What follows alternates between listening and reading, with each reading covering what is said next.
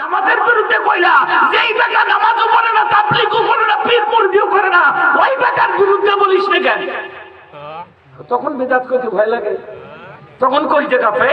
না জানি আবার আমার ইমামতি বাদ সন্ধ্যের সময় যাওয়ার সময় কখন জানি সূরা ঢুকায়। আরে মুসলমান, অনুরোধ করে বলি, যারা ইসলামের খেদমত করতেছে, যেভাবে করতেছে, খেলা ঠেলি বাদ দাও। দেশের মধ্যে আগে ইসলাম বাঁচানোর জন্য, ইমান বাঁচানোর জন্য জলমত নির্বিশেষে হাতে হাত রাখিয়া কোরআনের পক্ষে লড়াই করার জন্য তৈরি হও। কথা ধরে বলেন ঠিক কিনা?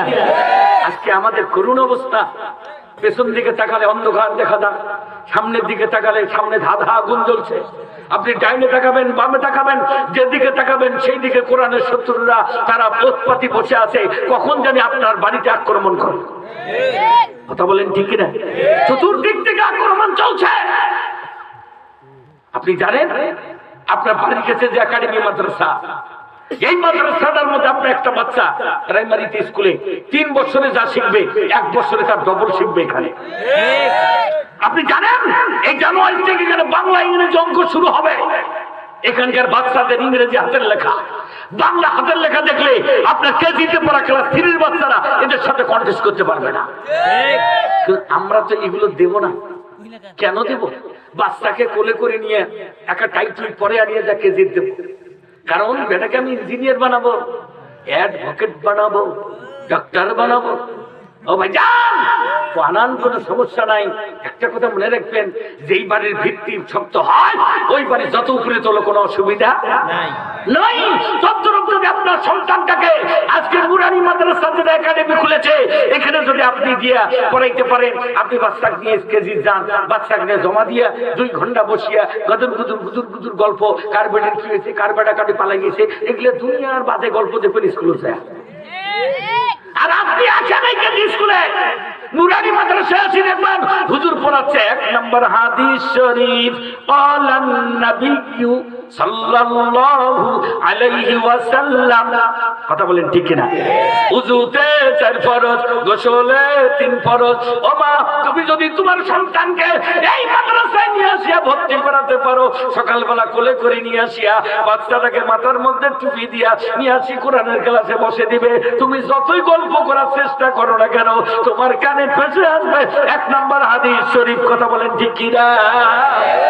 সন্তান যদি কাল একটা সওয়াব পায়, একটা অক্ষর উচ্চারণ করে, নবীজি বলেছেন যে বাচ্চার বয়স 10 বছর 8 বছর হয় নাই, ওই বাচ্চাটা আলিফ বললে 10টা নেকি মায়ের আমলনামায় লেখা হবে, বাপের আমলনামায় 10টা নেকি লেখা হবে।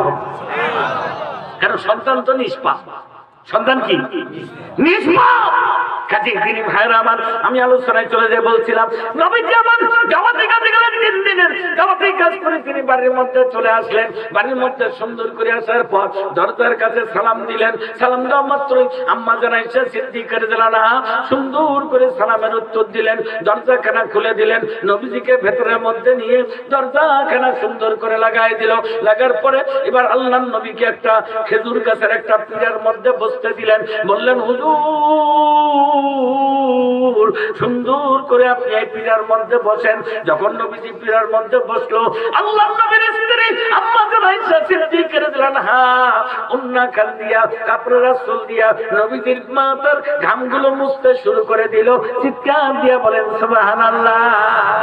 আরে কি সুন্দর করিয়া মাথার ঘামগুলো মুছে দেয়। আল্লাহর নবী বলেন, আমার সাহাবী রে, কোন স্ত্রী যখন তার স্বামী বাজার থেকে আসে, অফিস থেকে চলে আসে, ব্যবসা বাণিজ্য করে স্বামী যখন বাড়িতে আসে, স্ত্রী যদি তার আসলের মাথা দিয়ে শাড়ির মাথা দিয়ে স্বামীর যদি কপালটা মুছে দেয়, আল্লাহ মুস্কি মুস্কি হাসে আর কয়, ও ফেরেশতা দেখছো নি রে, আমার বান্দা কত মোহাব্বত করে, কত ভালোবাসে। স্ত্রী তার স্বামীর কপালের ঘামগুলো মুছে দিচ্ছে বিনা সুতার বাঁধন। কথা ধরে বলেন ঠিক কিনা? এত মোহাব্বত করে। যাও ফেরেশতা জলদি করে চলে যাও। স্বামী স্ত্রী দুইজনে মুস্কি মুস্কি হাসতেছে। আমি আল্লাহ তাআলা তাদের দুজনের সগীরা গুনাহগুলো মাফ করে দিলাম। ও মা বোনেরা আমার, দয়াল নবী সাল্লাল্লাহু আলাইহি ওয়াসাল্লামের পিঠে সুন্দর করিয়া যখন আপনার ঘামগুলো মুছে দিচ্ছে, আর আম্মা জান আয়েশা আয়েশা সিদ্দিকা মিষ্টি সুরে স্বামীকে বলতেছে, ও আমার স্বামী গো, আপনি বলুন আমি আপনার জন্য কি খেদমত করতে পারি। বলছে, ও প্রাণের বিবি রে, তুমি কি খেদমত করবা? 3 দিনের সফরে ছিলাম, আমার জন্য একটু গোসলের পানির ব্যবস্থা করে, আমি একটু গোসল করব। সুন্দর করে গোসলের পানির ব্যবস্থা করলেন, গোসল করবেন। কিন্তু নবী করিম সাল্লাল্লাহু আলাইহি সাল্লাম বললেন, ও আয়েশা রে, আমি এখন গোসল করব।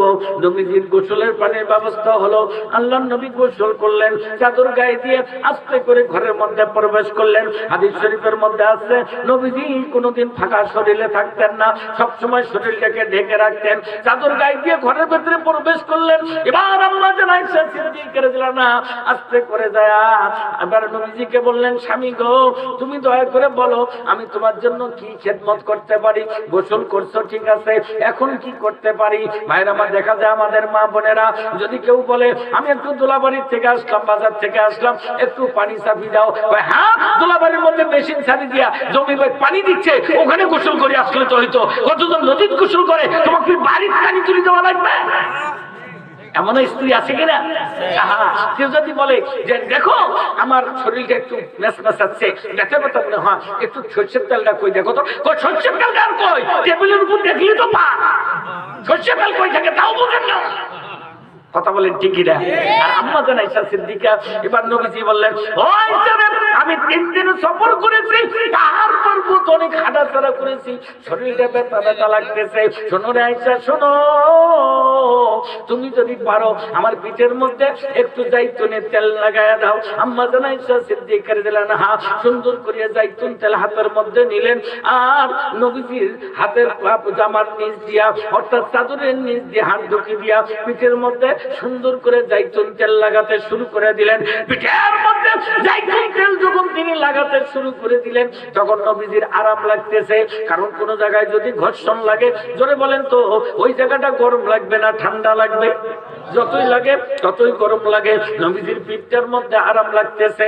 এক পর্যায়ে নবীজির পিঠের মধ্যে যখন আরাম লাগে, কিন্তু দেখা গেল কিছুক্ষণ পরে পিঠের মধ্যে বরফের মতো ঠান্ডা ঠান্ডা কি যেন পড়ে।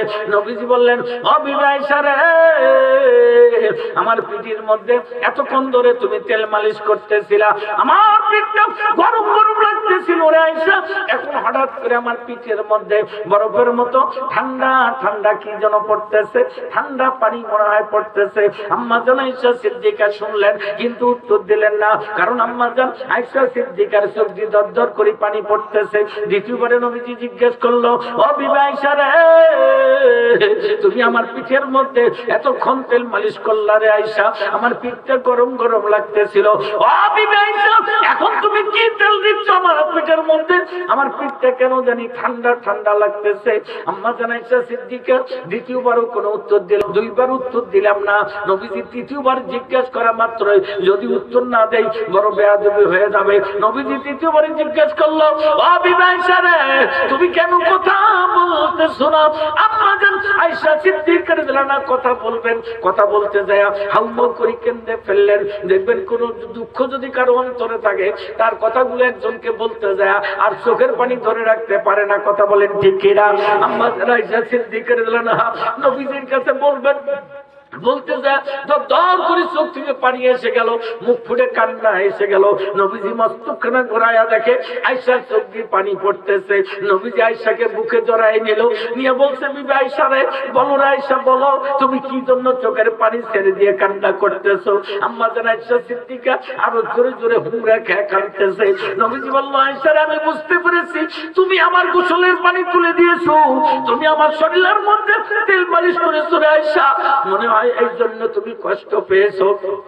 আমি কথা দিচ্ছি আয়েশা, আর কোনোদিন তোমাকে এমন কষ্ট আমি দেব না। এই কথা বলা মাত্রই আম্মা জান আয়েশা সিদ্দিকা রাদিয়াল্লাহু আনহা আরো জোরে কান্না করতে শুরু করে দিল। হাদিস শরীফের মধ্যে আছে, নবীজি পিঠের মধ্যে আম্মা জান আয়েশা সিদ্দিকার পিঠের মধ্যে চপাটাঘাত করলেন, অর্থাৎ হাত ছোট্টা দিয়ে বলল, ও আয়েশা রে, কেন তুমি কান্না করো? বলো আয়েশা, বলো কি কারণে তোমার চোখ দিয়ে পানি আসতেছে, এত জোরে কান্না করতেছো কেন? আম্মা জান আয়েশা সিদ্দিকা রাদিয়াল্লাহু আনহা বলল, ইয়া রাসূলুল্লাহ, ইয়া হাবিবাল্লাহ, ও আল্লাহর নবী গো, আমি যদি সারাটা রাত সারাটা দিন আমি যদি তোমার খেদমত করি আমার একবারও আমার কষ্ট লাগবে না, কিন্তু আজকে তুমি বলো গো নবীজি, তোমার কি বসন্ত রোগ হয়েছিল নাকি, তোমার কি ঘাপাসরা হয়েছিল নাকি? নবীজি বলে দিল, ওরে আয়েশা, আমার কোনোদিন বসন্ত রোগ হয় নাই, আমার কোনোদিন ঘাপাসরা হয় নাই, কিন্তু তুমি কেমন করে বুঝলে রে আয়েশা যে আমার পিঠের মধ্যে আপনার ঘাপাসরা বসন্ত রোগ হয়েছিল? আল্লাহর নবীর বেটি কি সুন্দর করিয়া হারে আম্মা জান আয়েশা সিদ্দিকা রাদিয়াল্লাহু আনহা এবার স্বামীর সামনে নবীজির সামনে বললেন, ইয়া রাসূলুল্লাহ, ও আমার স্বামী গো, আমি এই জন্যই বুঝলাম আমি যখন আপনার পিঠের মধ্যে আমি তেল মালিশ করতে শুরু করে দিয়েছি, ও গো আল্লাহর নবী, আমি যখন পিঠের মধ্যে তেল মালিশ করি তখন আমার চাদরের নিচ দিয়ে হাতটা ঢুকে দিয়েছি, তখন আমার হাত বুঝে দিচ্ছে আপনার পিঠের মধ্যে জায়গায় জায়গায় গোস্তগুলো ছিঁড়ে গেছে, জায়গায় জায়গায় মনে উঠছে নিচে মনে হয়। ইয়া রাসূলুল্লাহ, আমার তখন মনটা চাইলো আপনার সুন্দর পিঠটা এক নজর দেখার জন্য।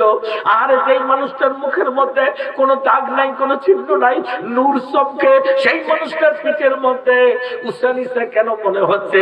ইয়া রাসূলুল্লাহ, আমি তখন পাজরের হাত থেকে আস্তে করে চাদরটা ছাড়াতে শুরু করে দিলাম।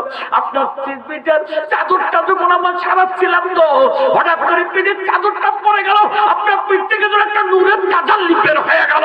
যারা বলি আল্লাহু আকবার, আপনার পিঠ থেকে নূরের তাজাল্লি বের হলো, যেটাকে খতমে নবুয়ত বলা হয়। চিৎকার দিয়ে বলি মারহাবা। আরে সেই পিঠের নূরে মুহাম্মদীটা প্রকাশ পেয়েছে। আম্মা জান আয়েশা সিদ্দিকা বললেন, আমার মনে চক্ষুটা বন্ধ হয়ে যায়, আমি তাড়াতাড়ি চাদর দিয়ে পিঠটা ঢেকে দিলাম। আমি চাদর দিয়ে পিঠটা ঢেকে দেওয়ার পরে তারপর আমার মনটা চাচ্ছে কেন গো নবীজির পিঠের মধ্যে উচ্চা নিচা, আমি একটু নেক নজরে তাকাবো। আম্মা জান আয়েশা সিদ্দিকা নবীজির পিঠের চাদরের একটা সাইড আস্তে করে যখন তিনি সারাচ্ছিলেন, সারা দেখে আরে নবীজির শরীরের কিছু কিছু জায়গায় গোস্তগুলো নরকে নরকে আছে, একদম গোস্ত ছিঁড়ে গেছে, জায়গায় জায়গায় গর্ত হয়ে গেছে। আম্মা জান আয়েশা সিদ্দিকা বললেন, ইয়া রাসূলুল্লাহ, আপনার পিঠের মধ্যে এমন অবস্থা কেন?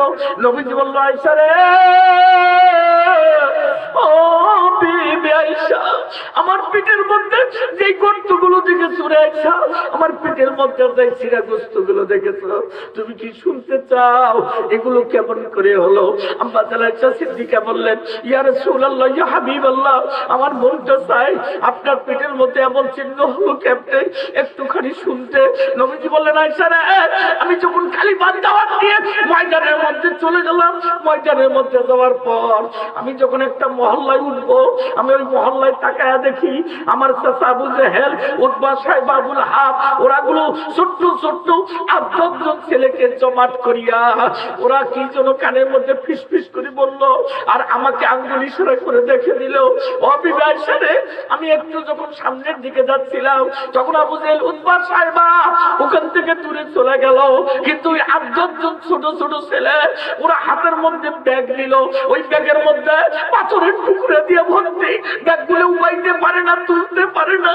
ও আয়েশা রে, ওই ব্যাগগুলো টানি শ্রী শ্রী সামনের দিকে নিচ্ছে, আর ব্যাগ থেকে পাথর বের করে আমার দিকে ছুটতেছে, আর বলছে, পাগল মুহাম্মদ আসতেছে, ওরে তোরা মুহাম্মদ পাগল রেছে। এই কথা বলিয়া ব্যাগ থেকে পাথরগুলো বের করে ও আয়েশা যখন আমার দিকে পাথর দিয়ে ঢিল মারতে শুরু করে দিল, চতুর্দিক থেকে যখন পাথর আসে, আমি এত করে বললাম, ও সন্তানের, আমি পাগল না, আমি পাগল না, আমি আমার বাবারে দেখি নাই, আমি বড় ইতি। ও সন্তানেরা, তোমরা আমার গায়ে পাথরের ঢেল মারো না, আমি সহ্য করতে পারি না, তোমরা আমাকে কেন এত করে পাথর মারো? তোমরা জানো না আমি আমার মারে অল্প দিন দেখেছি, এরপর আমার মাকে হারাইছি, আমার জন্মের পর থেকে আমার বাবারে দেখিলেই সবাই আব্বা বলে ডাকতো, আমি আব্বা বলে কোনোদিন ডাকতে পারি নাই। তোরা সন্তানেরা আমার গায়ে পাথর দিতে আসলে। ও আয়েশা, এত করে বলার পরেও তারা আমার গায়ে ঢেল বন্ধ করলো না, তারা ব্যাগগুলো নিয়ে চতুর্পাশ আমাকে ঘিরে ধরলো, শুধু পাগল মুহাম্মদ বলে বলে পাথরগুলোর মধ্যে হাত ঢোকায়। হাত দিয়ে পাথর তোলে আর আমার দিকে একটা করে ঢেল ছুড়ে এক পর্যায়ে যখন চতুর্দিক থেকে ঢেল আসতেছে আমি সহ্য করতে পারছিলাম। তখন আমার চাদরখানা আমার রুমালখানা গায়ে মাথায় দিয়ে আমি জমিনের মধ্যে হামাগুরু খেয়ে বসে গেলাম। আমি যখন জমিনে বসে গেছি আয়েশা, তখন মনে হচ্ছিল চতুর্দিক থেকে বৃষ্টির মতো ফটফট করে বৃষ্টির মতো ঢেলগুলো আমার গায়ে পড়তেছে। আমি একটা করে দেখি আমার গায়ে আর পাথরের ঢাল লাগে না। আমি আস্তে করে মাথাটা উঠালাম। মাথাটা উঠার পরে আমি আমার গায়ের জামাটা যখন চাদরটা যখন আমি সারাবো দেখি না আয়েশা আমার ওই চাদরটা রক্তে রঞ্জিত হয়ে গেছে, আমার শরীরের জামাগুলো রক্তে ভরে গেছে। আহারে আমি কিছুক্ষণ পরে যখন জামাগুলো আমার গা থেকে খুলবো, খুলতে দেখি রক্তগুলো আমার গায়ের মধ্যে চামড়ি বেঁধে গেছে। আমি এত জোরে খুলতে চাই, যখন জামা জোরে টান দেয় তখন যেন রক্তগুলো খামড়ি খুলে যায়, রক্তগুলো ফিনফি দিয়ে বের হয়। অবিবাহ সারা তুমি আজকে আমার শরীরের মধ্যে তেল মালিশ করতে যেই চিহ্নগুলো দেখছো রে আসিয়া, অবিবাহিসা আমার পেটের মধ্যে যে চিহ্নগুলো দেখছো এগুলো দুনিয়ার কোনো আপনার সাধারণ চিহ্ন না, কোনো বসন্তের চিহ্ন না, কোনো ঘাপাচড়ার চিহ্ন না। এই চিহ্নগুলো হলো একমাত্র কালিমার দাওয়াতের চিহ্ন। চিৎকার দিয়া বলি আল্লাহু আকবার। তাহলে নবীজি আমার কোরআন প্রচার করতে যা শরীরের মধ্যে পাথরের ঢেল খাইছে কি খায় নাই? আরো জোরে বলেন খাইছে কি খায় নাই? শুধু তাই না, দয়াল নবীজি আমার কালিমার দাওয়াত দিতে যায়া তিনি লোহার হেলমেট বন্ধ পরিয়া যুদ্ধের ময়দানে যুদ্ধ করেছে। আরেকবার জোরে বলেন ঠিক কিনা? মুসলমান যারা আজকে শুধু তাসবিহ নিয়ে বসে আছো, যারা জিকির নিয়ে বসে আছো, যারা মিলাদ পড়া সুন্নাত নিয়ে বসে আছো, তাদেরকে মনে করে দিতে চাই যদি তোমরা মিষ্টি খাওয়া সুন্নাত মনে করো, মিলাদ পড়া সুন্নাত মনে করো, জিকির করা ফরজ মনে করো, তাহলে আল্লাহর নবী মাথার মধ্যে লোহার হেলমেট পরে ইসলাম প্রচারের জন্য ময়দানে জিহাদ করে শরীর থেকে তাজা রক্ত ঝরে পায়ের মধ্যে খরম টেনেছিল রক্ত দিয়ে, তাহলে দয়াল নবীজির এই সুন্নাত পালন করা প্রয়োজন আছে না নাই? আরো জোরে বলেন আছে না নাই? আজকে আমরা সুবিধাবাদী মুসলমান, আজকে যেই জায়গায় গেলে আঘাত লাগবে ওই কাজ করতে রাজি না। সবে মেরাজে দোয়া করো, আল্লাহ দোয়া কবুল করে। কি সুন্দর সবে মেরাজের রাইতে মসজিদ ভর্তি মিলাদ চলাই। কথা জোরে কর, সবে বরাতে লিখুনি হবে, সবে বরাতে দোয়া করো, আল্লাহ দোয়া কবুল করবে। সারা রাত ধরে সবে বরাতের দোয়া চলে। এবার রমজানের চাঁদ ওঠে, এ শোনো একটা রোজাদারও খিলাইলে একটা রোজার সব পাওয়া যাবে। এইটা মসজিদের মধ্যে ইমাম সাহেব ভাষণ দেয়, এ বেটা তুমি রোজাদারের ইফতার করালে সব হবে, সবে বরাতে দোয়া করলে কবুল হবে, সবে বরাতে দোয়া করলে কবুল হবে। 17 রমজানে আল্লাহর নবী বদরের যুদ্ধ করেছে, এই যুদ্ধের ওয়াজটা তুমি কোথায় ছিলা?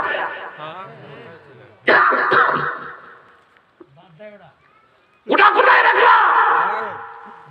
সব খাওয়ার দোয়া সব কিছু মনে হয় নবীজি 17 রমজানে যুদ্ধের ময়দানে 300 জন 13 জন সাহাবী নিয়ে যুদ্ধ করেছে, হাজার সৈন্যদের সাথে মোকাবেলা করেছে। কথা বলেন ঠিক কিনা? আরো জোরে বলেন ঠিক কিনা? আর সেই বদরের যুদ্ধকে তুমি ভুলে গেছো। সব সুন্নতের ওয়াজ করলা, খাওয়া সুন্নত, মিষ্টি খাওয়া সুন্নত, মিলাদ পড়া সুন্নত, সব কইলা।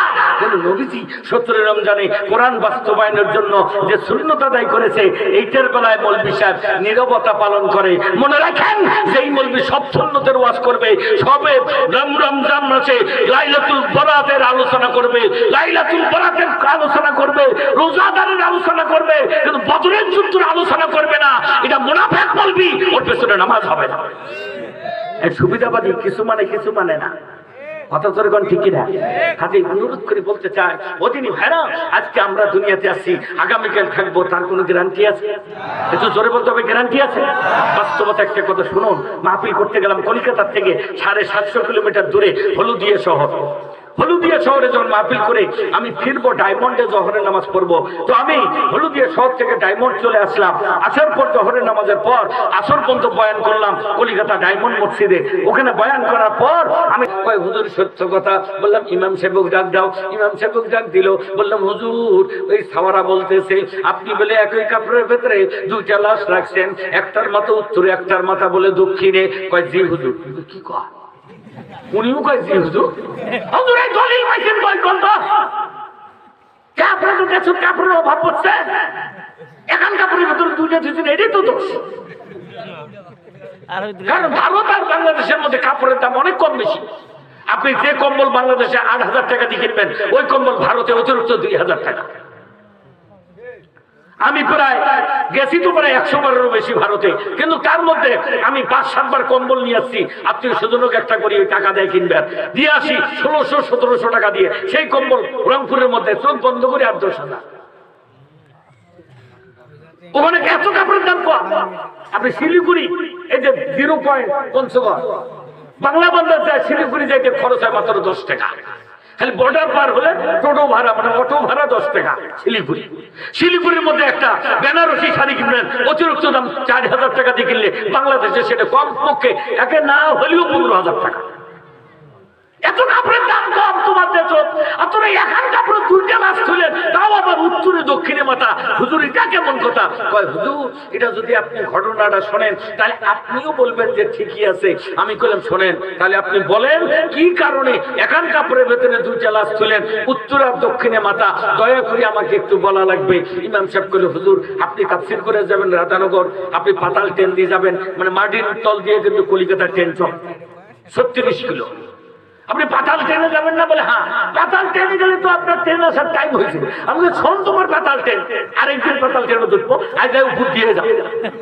তবু কোয়া লাগবে এখন কাপড়ের ভেতরে দুইটা লাশ, উত্তরে দক্ষিণে মাথা কেন? কয় হুজুর আধা ঘন্টার মতো টাইম লাগবে। বললাম ঠিক আছে বলেন।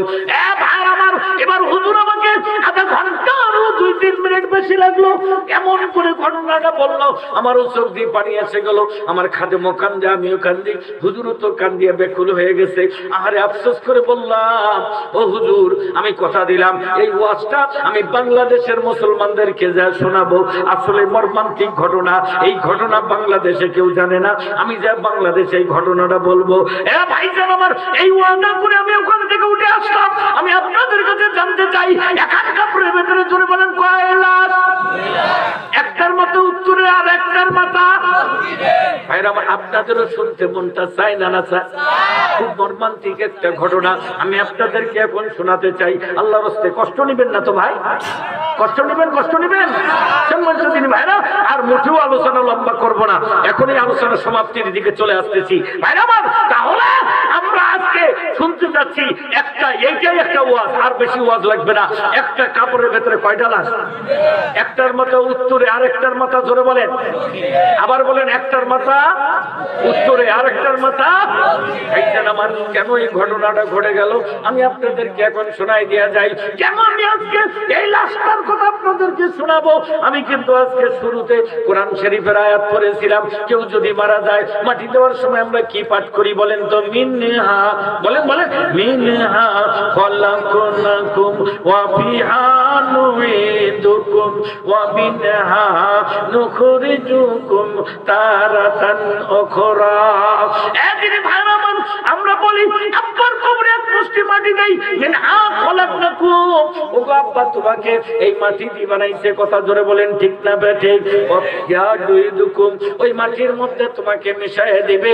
আজকে যাদের আব্বা কবরে, মা কবরে, কতজনের কবরের মধ্যে কবরটা ভেঙে গেছে, আবার ডালিতে করে মাটি দিছে, জোরে বলেন ঠিক কিনা? ওয়া মিনহা নুখরিজুকুম তারাতান উখরা। এরপর বলি আব্বা গো এই যে ৩ মুষ্টি মাটি দিলাম, আল্লাহ তোমাকে কবরের মধ্যে আবার জীবিত করবে, কথা বলেন ঠিক কিনা? এ ভাই আল্লাহ তাআলা কবরে আমাদেরকে জীবিত করতে পারবে কি পারবে না? আরো জোরে বলেন পারবে কি পারবে না? তিনি বললেন না তাই খেলের মধ্যে তুমি কি খেয়েছিলা? মেয়েটা বলল ওই বিল্ডিং এর ভেতরে আমার পা দুইটা আপনার ওই বিল্ডিং এর চাপার মধ্যে ছিল, অন্ধকার, আমি কিছু দেখি না। ক্ষুধার তাড়নায় আমি হাত দিয়ে যখন একটুখানি হাতাচ্ছিলাম, দেখি যে কিছু রুটির প্যাকেট, ভাঙ্গা টিফিন কেরিয়া, ওখান থেকে একটু খাবার, একটু রুটি, ওইটা মুখের মধ্যে দিয়েছি। যখন আমার গলার মধ্যে আটকে লেগে গেল, আমি এখন কি দিয়ে গলা পরিষ্কার করব, তখন আর একটু কষ্ট করে হাতটা একটু লম্বা করে বাড়ার চেষ্টা করলাম। অন্ধকার, কিছুই দেখতে পাই না। আস্তে করে একটু পানি পাইলাম, নাকের কাছে আনলে গন্ধ বের হলো, মনে হচ্ছে পেশাব না পানি জানি না, শুধুমাত্র যাতে করে আমার পেটের মধ্যে, গলার মধ্যে থেকে ওই খাদ্যটা সরে যায়, এই জন্য ওই পেশাব না পানি ওগুলো আমি মুখের মধ্যে দিয়ে, তারপর আল্লাহ এতদিন রাত কিংবা দিন আমি বুঝি নাই, কোন সময় ঘুমাইছি, কখন ঘুম থেকে উঠছি আমি তাও জানি না, এমনি করে 17 দিন কাটিয়ে দিয়েছি। আল্লাহ আমাকে ওখান থেকে উদ্ধার করেছে। দিনী ভাইরা আমার, আল্লাহ পাক যেখানে রাখুক, দোতলায় কিংবা নিচতলায়, খাবার প্রয়োজন আছে না নাই? আরে রানা প্লাজা ধ্বংস হলো, বাংলাদেশের এমন জ্ঞানী জ্ঞানী কিছু নেতা আছে, তারা বললো মৌলবীরা ধাক্কে বলে রানা প্লাজা ফেলাইছে।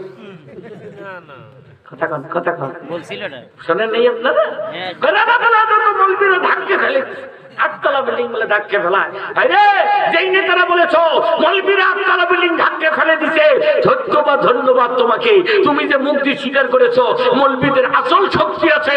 এই শক্তি যেদিন নারায়ে তাকবীর আল্লাহু আকবার ধ্বনি দিয়ে মাঠে যেদিন নাচবে, ওই দিন তোমাদের মস্তক দুলুদুলু করে কাঁপবে। কথা জোরে বলেন ঠিক কিনা? হ্যাঁ বলেছো, সত্যই বলেছো। মৌলবী নীরবতা পালন করে দেখি, বোঝো না? যেদিন মৌলবী সত্যি তাকবীর দিয়ে মাঠে নামবে, ওই দিন তোমাদের খুঁজে পাওয়া যাবে না। ঠিক আমার বলতেছিলাম, তাহলে এই কবরের মধ্যে খাবার কেমনে করে জীবিত হলে পাবো? আল্লাহর নবীর কাছে সাহাবায়ে কেরাম জিজ্ঞেস করলো, ইয়া রাসূলুল্লাহ, ইয়া হাবিবাল্লাহ, আপনি বলুন গো নবীজি, কবরের মধ্যে যদি জীবিত হই খাবার পাবো কোন জায়গায়? নবীজি বলে দিলেন, ক্বালান নবী সাল্লাল্লাহু আলাইহি ওয়াসাল্লাম, আদ-দুনিয়া মাযরাতুল আখিরাহ, দুনিয়া হলো আখিরাতের খেতিবাড়ি। ও বান্দা, কবরে যদি তুমি খাবার চাও, দুনিয়ার মধ্যে তোমাকে গাছ গাড়া লাগবে, ওই গাছের ফল তোমার কবরে অটোমেটিক যাবে। চিৎকার দিয়ে কোন সুবহানাল্লাহ। আমার কবরের মধ্যে খাবার গেলে দুনিয়ার মধ্যে গাছ গাড়া লাগবে, এ কথা বলছেন বিশ্ব নবী। জোরে বলেন কে? একটু সবাই বললেন, কে বলছে? বিশ্ব নবী বললেন, কবরে যদি খেতে যাও তাহলে তোমাকে একটা গাছ গাড়া লাগবে, কিন্তু এই গাছটা কোথায় গাড়বে? এই গাছটা কোন জায়গার মধ্যে পাবো? আল্লাহ পাক কোরআন শরীফের মধ্যে বলে দিলেন, ওয়া মিম্মা রাযাকনাহুম ইনফিকুন। জোরে বলেন আল্লাহু আকবার। আমার আল্লাহ কোরআনুল কারীমে বললেন, ওয়া মিম্মা রাযাকনাহুম, রিজিক দেওয়ার মালিক কে?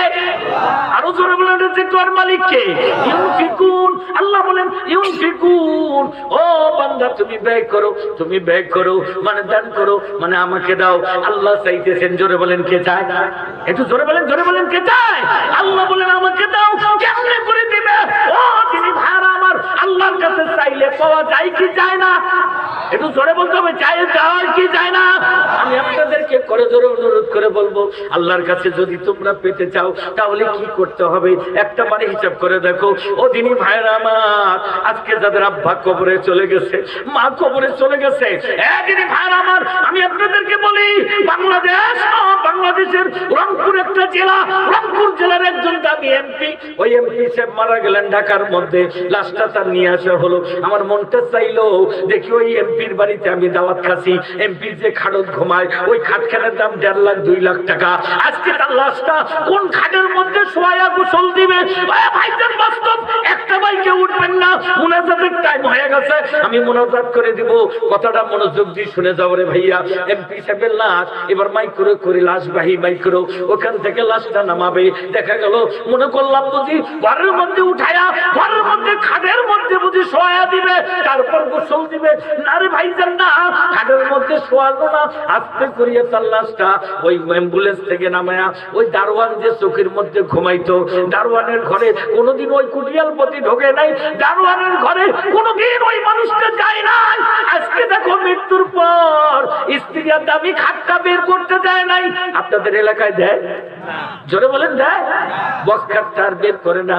দেখলাম ওই এমপির বাড়ি তো একই অবস্থা, বক্স খাটটা বের করলো না, দামি টেবিল চেয়ার বের করলো না, করলো কি ওই যে দারোয়ান গেট খুলে দিত, যেই দারোয়ানের সাথে কোনোদিন মুসাফা করে নাই, কোনোদিন দারোয়ানের চোখের মধ্যে শুয়ে নাই, ওরে ভাইজান কোনোদিন বসে নাই, ওই দারোয়ানের চকিটা আরে পানি দিয়ে ধুইয়া ওই দারোয়ানের চকিটার মধ্যে এই কোটি কোটি টাকার মালিককে শোয়া দিল। আমার চোখে তো দর করে পানি এসে গেল। আহারে তুমি যেই সময় দারোয়ানকে দারোয়ান বলে ডাক দিতা, দারোয়ানকে লাত্তি মারতাম, ওই দারোয়ানের খাটে কোনোদিন বসো নাই। ওরে বেটা কোটি কোটি টাকার সম্পদ থাকতে, 10 তলা বাড়ি থাকতে, আজকে তুমি সেই কম দামি চোখের মধ্যে শোয়াইলা। ওই চোখের মধ্যে 2000 টাকারও দাম হবে না চকিটার, ওইটার মধ্যে গোসল করে দিচ্ছে। আরে সন্ধ্যার পরে গোসলটা দিল, এবার পরের দিন 10টার সময় জানাজা। ওদিনই ভাইরা রে পরের দিন 10টায় জানাজা, 9:30 রাত চলে যাচ্ছে। ওই এমপির গায়ে একটা কম্বল দিয়ে দিল না, যার বাড়িতে লক্ষ টাকার কম্বল, যাই বাড়ি তার বাড়িতে দামি তুলা দিয়ে লেপ বানানো, ওই মানুষটা আজকে কবরের মধ্যে চলে যাচ্ছে। আরে সন্ধ্যার সময় গোসল দিল, তার গায়ের মধ্যে একটা এমনি চাদর, মাথার বালিশটাও টান দিয়ে ছুঁয়ে দিছে। ভাই একটু মরণের কথা চিন্তা করো, কার জন্য জমি জমা বাড়ি ঘর, কার জন্য ব্যবসা বাণিজ্য করতেছো। আরে ওই এমপি সাহেবের মাথার বালিশটা টান দিয়ে ছুঁয়ে দিছে, শরীরের মধ্যে একটা চাদর, একটা বালিশ নাই, একটা লেপ নাই, তো সব নাই, কিচ্ছু দিল না। সারাটা রাত আরে শরীরের মধ্যে বরফের মতো ঠান্ডা হয়ে গেছে।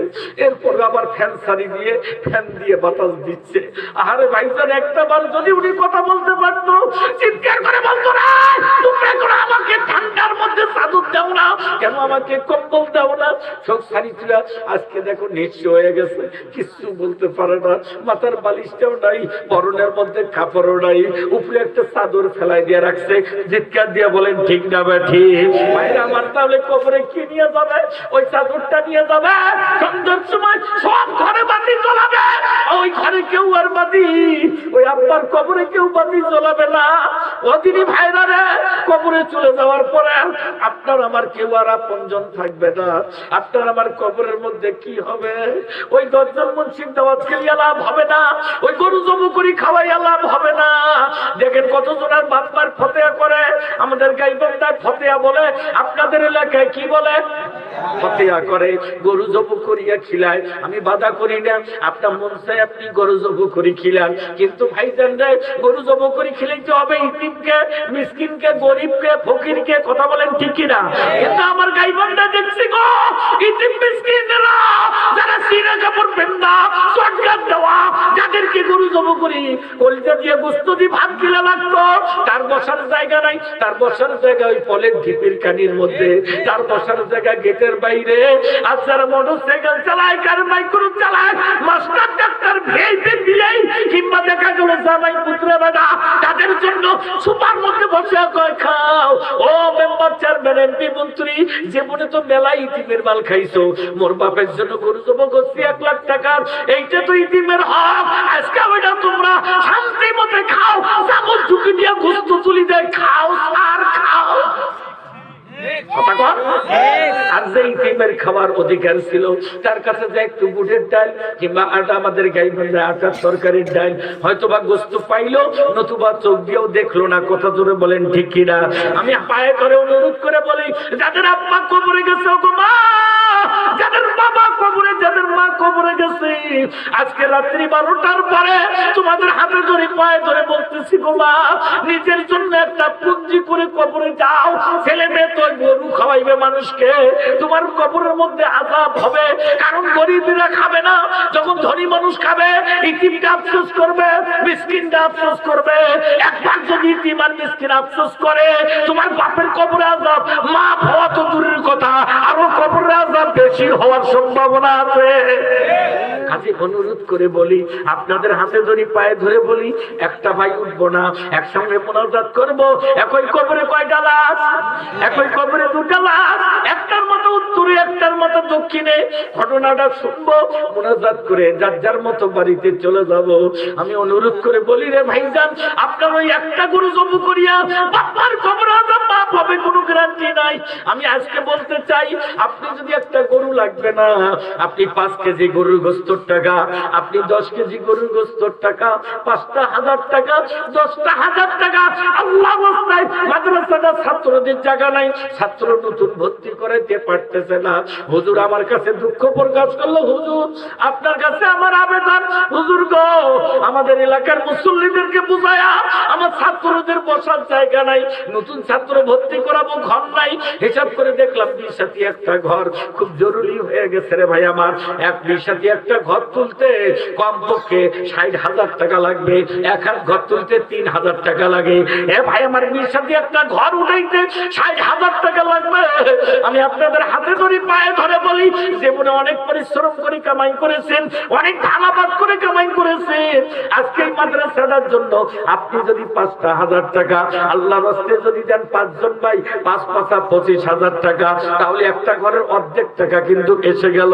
আমি অনুরোধ করে বলি ভাইজান, আপনি যদি 5টা 1000 টাকা আল্লাহর রাস্তায় আপনি মাদ্রাসাটার ঘরের ভিত্তির জন্য যদি দেন, আজকের থেকে শুরু করে নিয়ে কোনোদিন বলবি ভাত খিলা লাগবে না, কোনোদিন কোনো বেডা বেডি দোয়া করুক আর না করুক, এই মাদ্রাসায় 4 বেলা ক্লাস হয়, প্রতিবার ক্লাস করতে কোরআন তেলাওয়াত করবে, প্রতিটা তেলাওয়াতের সওয়াব অটোমেটিক আপনার কবর যেখানেই হোক না কেন, অটোমেটিক আপনার কবরে সওয়াব 4 বেলায় যাইতে থাকবে। জোরে কোন সুবহানাল্লাহ। এ ভাইজান আমার, আপনি ছেলে মেয়ের জন্য জমি রেখে গেলেন, ওই সন্তান 3 দিন কি 5 দিন কি 10 দিন কি 40 করবে আর 1 লাখ টাকা খরচ করবে, বিনিময় হয়তো 1 লাখ নাকি আপনি পাইতে পারেন, নাও পাইতে পারেন, কিন্তু মাত্র 5টা 1000 টাকা 10টা 1000 টাকা আপনি 1 শতক জমিনের টাকা একটা ছাগল কুরবানি করে মানুষরা না খাওয়া, একটা ছাগল কুরবানির টাকা আল্লাহর কাছে নিয়ত করে, আল্লাহ গো আমি 5টা 1000 টাকা এই মাদ্রাসার একটা ঘর তোলার জন্য দেব। কোন ছেলে মেয়ে যদি কোনোদিন তোমার জন্য হাত না তোলে, এই মাদ্রাসার ছাত্ররা কোরআন তেলাওয়াত করবে, আল্লাহ একদল স্পেশাল ফেরেশতা নিযুক্ত করবে, ওই ফেরেশতারা প্রতিটি সওয়াবের অংশ তোমার কবর পর্যন্ত পৌঁছে দিবে। আর যতদিন মাদ্রাসা চলবে তোমার কবরে সওয়াব যাবে, কবরে আযাব বন্ধ থাকবে। জোরে চিৎকার দিয়ে কোন সুবহানাল্লাহ। তাদের তিনি ভাইরা রে, জীবনে বহু টাকা বহু জায়গায় নষ্ট করেছেন, 7 টাকা কই হাফেজ কই নজরুল ইসলাম ভাইয়ের 5,000 টাকা আলহামদুলিল্লাহ দেন ইনশাআল্লাহ। আল্লাহ এখানে একজন দাঁড়ান না, একজন দাঁড়ান, আল্লাহ কবুল করে নাও।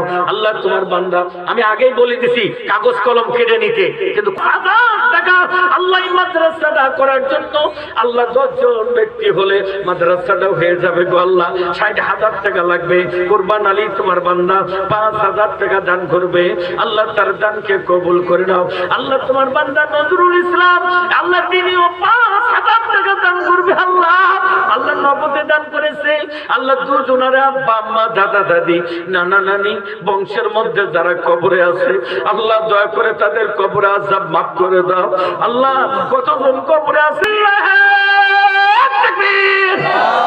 সাইফুল ইসলাম ভাইয়ের 5,000 টাকা, সাইফুল ইসলাম ভাইয়ের 5,000 টাকা, মনের আশা মনের আশা।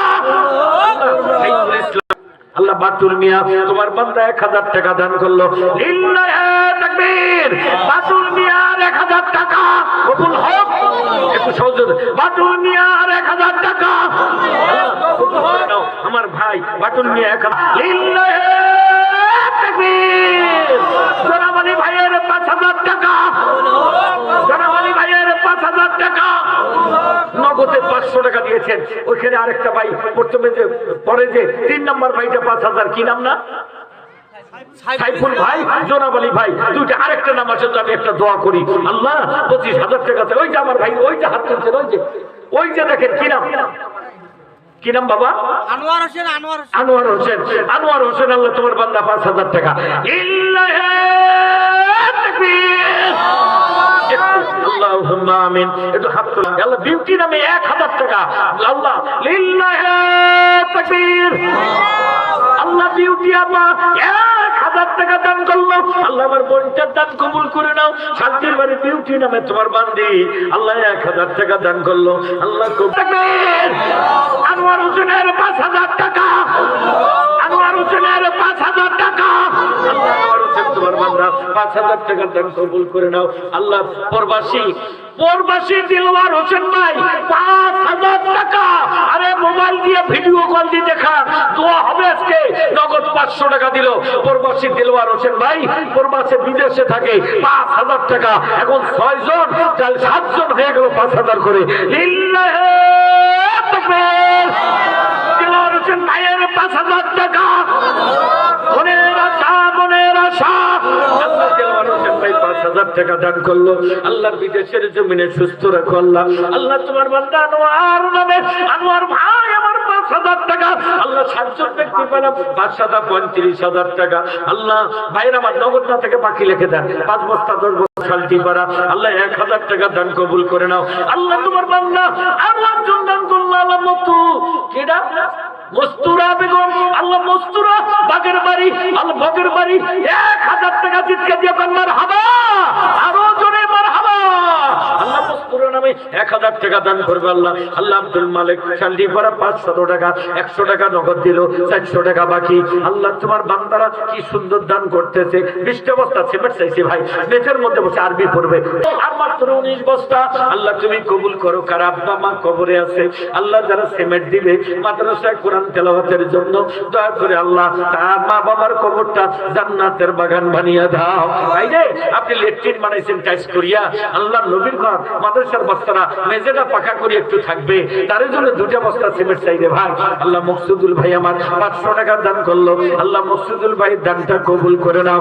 আল্লাহ যেই নিয়েতে দান করেছে আল্লাহ দান কবুল করো। আমার মকসুদুল ভাই আল্লাহ 500 টাকা দান করলো। আল্লাহ তারা দান কবুল করে নাও।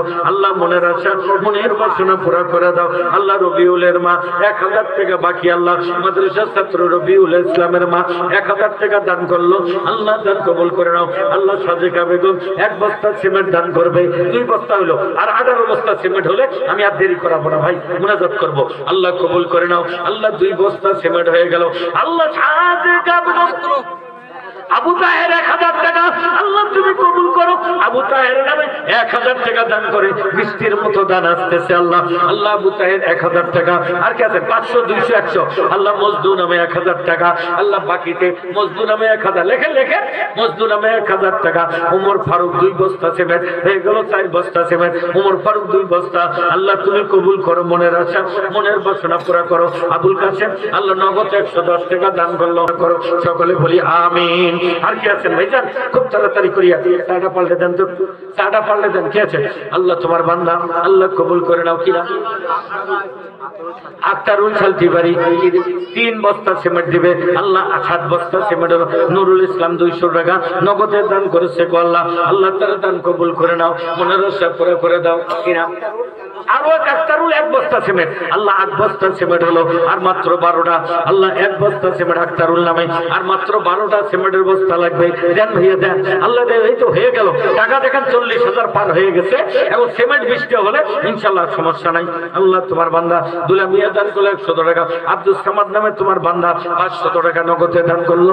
আল্লাহ তার দান কবুল করে নাও। মনের আশা রবিউল ইসলাম 1 বস্তা সিমেন্ট 9 বস্তা সিমেন্ট হলো। আর 11 বস্তা আর মাত্র 11 বস্তা সিমেন্ট আল্লাহ কবুল করে নাও।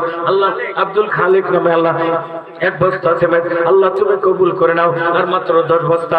রায়হান 500 টাকা দান করলো। আল্লাহ দান কবুল করে নাও। সামিনা নামে আল্লাহ তোমার বান্দা শান্তি পাড়া 1000 টাকা দান করবে আল্লাহ। আল্লাহ সামিনার দান কবুল। রুহুল আমিন 500 টাকা দান করলো। 200 টাকা নগদ দান করলো। আল্লাহ দান কবুল করে নাও। ভাইরা এই তো হয়ে গেছে। আল্লাহ মোস্তফা গোপালপুর 1 বস্তা। আর মাত্র 7 বস্তা।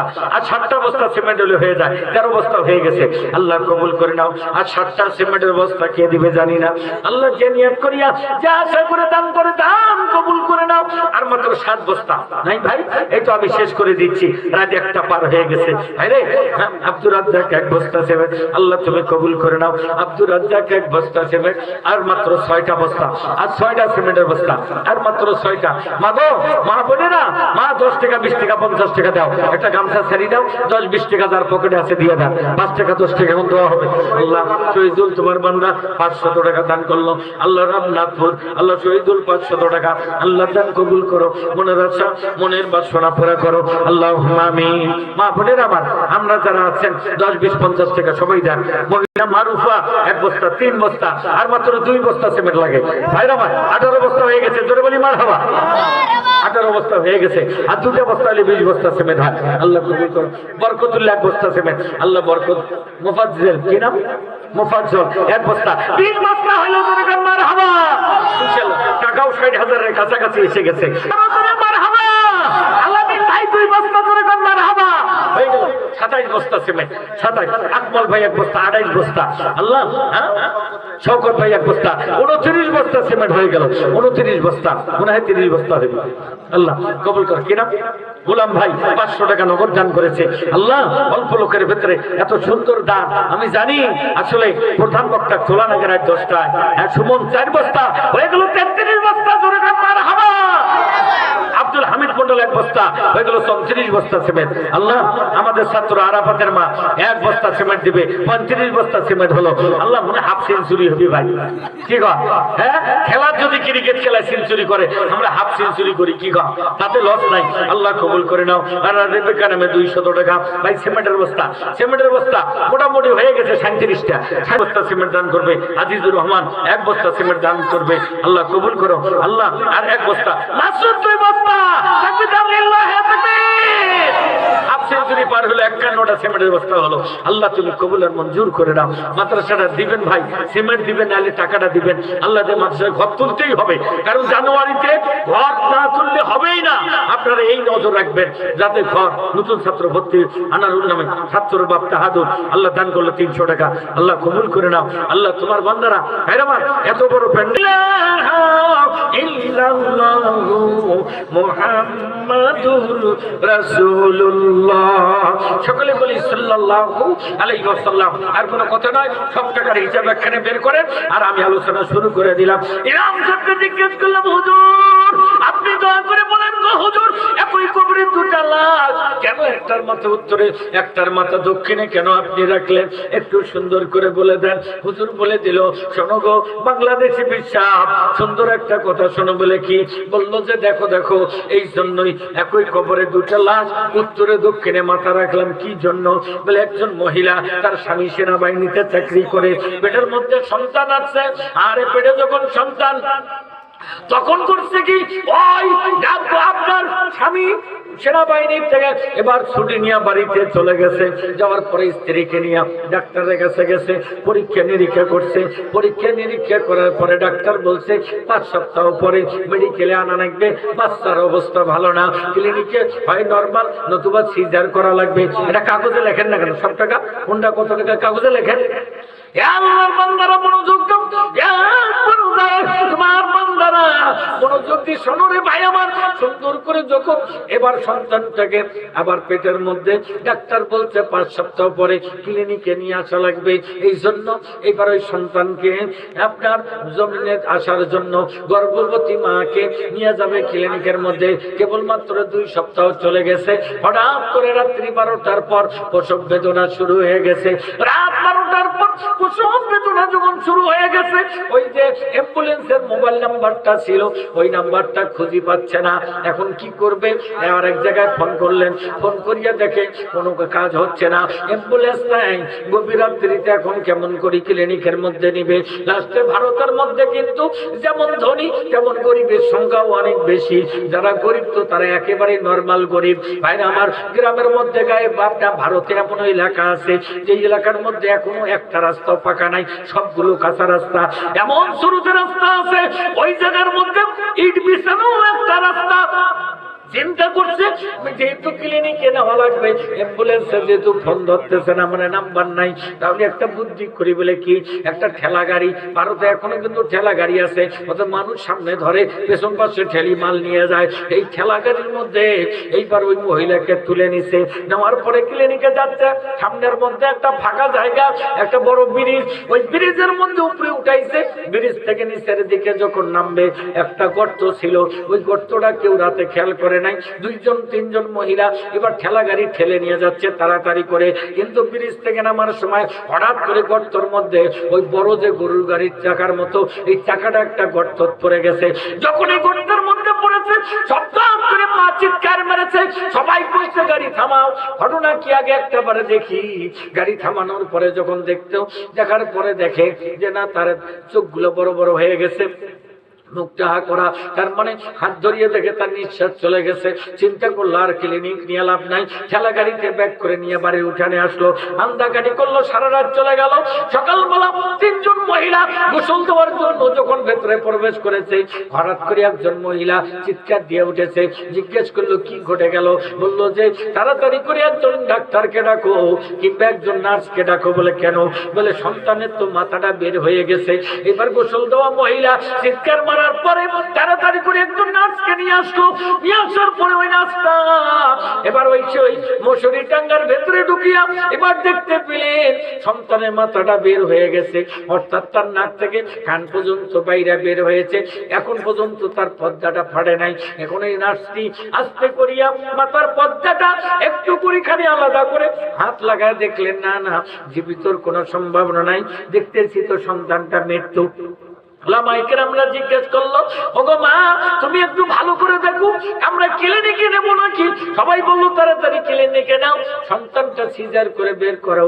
কিন্তু নার্স বলে দিল না না, আমি পর্দাটা ওই বাচ্চার যে মাথার উপর দিয়ে একটা পর্দা থাকে, পর্দাটা আমি ফাটাইলাম, ফাটার পরে দেখি ওই সন্তান তো আসলে মৃত্যু, জীবিত সন্তান নয়। সবাইকে জিজ্ঞেস করলো যারা তার সাথে রাতের মধ্যে ছিলেন, তোমরা বলো গো, তোমরা কি সন্তানটাকে দুনিয়ার মধ্যে তার মাথাটা যে বের হয়েছে তার আওয়াজ শুনছো নাকি? বলছে না না, আমরা তো কোনো আওয়াজ শুনি নাই। শুনবে কেমনে? মুখটা তো এখনো বের হয় নাই, নাক পর্যন্ত কেবলমাত্র বের হয়েছে। এবার উলামায়ে কেরামেরা বৈঠক বসে গেল, আরে এখন কি করা লাগবে? এই সন্তানটাকে মেডিকেলে নিয়ে যা, অপারেশন করে বের করে আলাদা গোসল দিয়ে কাপড় পরাইয়া তারপর দাফন করা লাগবে, মাকে দাফন করা লাগবে। কিন্তু মুফতি সাহেব কয়েকজন আছে উপস্থিত হয়ে গেল, পরামর্শ করলেন কি করা যায়। হাদিস শরীফের মধ্যে আছে মৃত্যু ব্যক্তির শরীরের মধ্যে অস্ত্রোপচার করা জায়েজ নাই, অতএব এখানে আর অস্ত্র চালানো যাবে না। যখন যাবে না তখন কয়েকজন মুফতি স্বাক্ষরিত করলো, দেরি করো না গো, ওই সন্তান আর মা দুইজনকে গোসল দিয়ে একই কাপড়ের ভেতরের মধ্যে ঢুকায়া সুন্দর করে জানাজা নামাজ পড়ায়া দাফনের ব্যবস্থা করে দাও। ও দিদি ভাইরা আমার, এই জন্যই তো এবার সন্তান আর মা দুইজনকে গোসল দিয়া একই কাপড়ের ভেতরের মধ্যে পেঁচাইয়া সুন্দর করে জানাজা নামাজ পড়ে দাফন করে দেওয়া হলো। তার মানে হলো সন্তানের মাথাটা ছিল দক্ষিণের দিকে, মায়ের মাথাটা ছিল উত্তরের দিকে। জোরে বলেন ঠিক কিনা? ও মা বোনেরা আমার, হাতে ধরে পায়ে ধরে বলি গো মা, আল্লাহর রাস্তায় তোমরা আজকের থেকে নামাজি হয়ে যাবে গো মা। সন্তানকে মাদ্রাসায় দিবা, কারণ আপনার আমার কখন কোন মুহূর্তে আজরাইল আসবে গ্যারান্টি নাই গো মা। কত মা সন্তানের নাম থয়, কিন্তু সন্তান জন্ম নেওয়ার আগে মা দুনিয়ার থেকে চলে যায়। অনেক সময় সন্তান জন্ম নেয় কিন্তু সন্তান মারা যায়, মা বেঁচে থাকে। কাজেই মাগো, যারা মা বোনেরা এসেছো কোরআনের প্যান্ডেলে, আল্লাহর কাছে এখন দোয়া করব, আল্লাহ যেন আপনাদের দোয়া কবুল করেন, প্রত্যেকের মনের আশা পুরা করেন। আল্লাহ পাক যেন সবাইকে